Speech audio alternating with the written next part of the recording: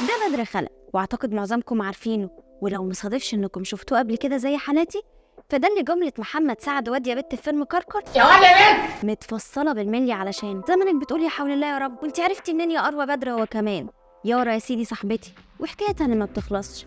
مرة وهي قاعدة بالصدفة حست ان جوزها مندمج قوي في التليفون، ولما قررت تكشف المستور اكتشفت انه بيتفرج على بدر. طبعا هي كانت متخيلة انه واحدة وان جوزها عينه زايغة، لدرجة انها اصرت على الطلاق المرة دي. ولاني طبعا ما يرضينيش خراب البيوت قلت اما اجيب لكم الحكاية من طقطق لسلام عليكم. وفعلا المرة دي طلعنا ظالمين جوز يارا.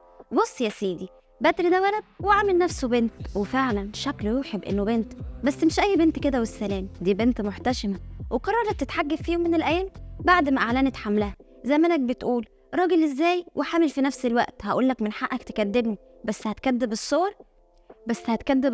انا عارفه دلوقتي دماغك بتعمل ايرور، وعشان كده تعال اما احكي لك حكايه بدر خلف من الاول.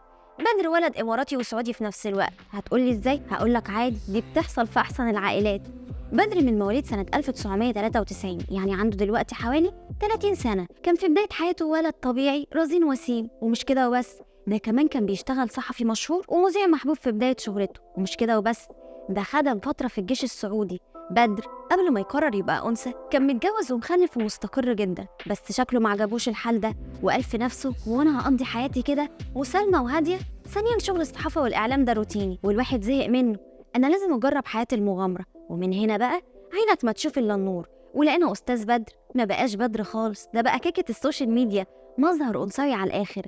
ده تحول لبنت زي الكتاب ما بتقول، ده وصل لليفل الوحش يا جماعة. صوته صوت هادي ونادي، وكسوفه بقى اللي مش عادي. ولأنه اتربى في بيئة محافظة فقرر إنه يتحجج. يقف الموضوع هنا أبدا، وقال والله لازم أغامر أكتر. ولقينا بدر في يوم من الأيام منزل خبر إنه حامل وفي انتظار المولود الجديد. هتقولي حصل كده امتى وازاي؟ هقولك العلم عند الله، انا زي مش عارفه ولا فاهمه ايه اللي بيحصل. كيكا او بدر من كتر ما كان مصدق انه بنت، الناس حوالي حست انه بنت وخلاص بقت بتتعامل معاه على انه بنت. الغريب ان بدر من كام يوم نزل بوست بيقول فيه اعلن رجولتي واسف على اللي سويته من قبل، واعترف انه بيتوب عن كل اعماله الغلط اللي عملها. بدر اعترف ان كل اللي عمله ده كان عشان يتشاف، بس في جنه ونار، عشان كده قرر يتوب.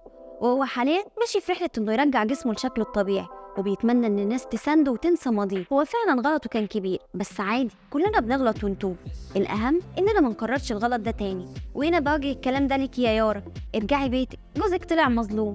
لان زي ما حضراتكم شايفين احنا واقفين قدام ولد كان بنت وهو في الحقيقة ولد، لكنه تاب وما همهوش لما قرر يتبع استراتيجية الراجل اللي على الحق ما يسمعش الكلام حد.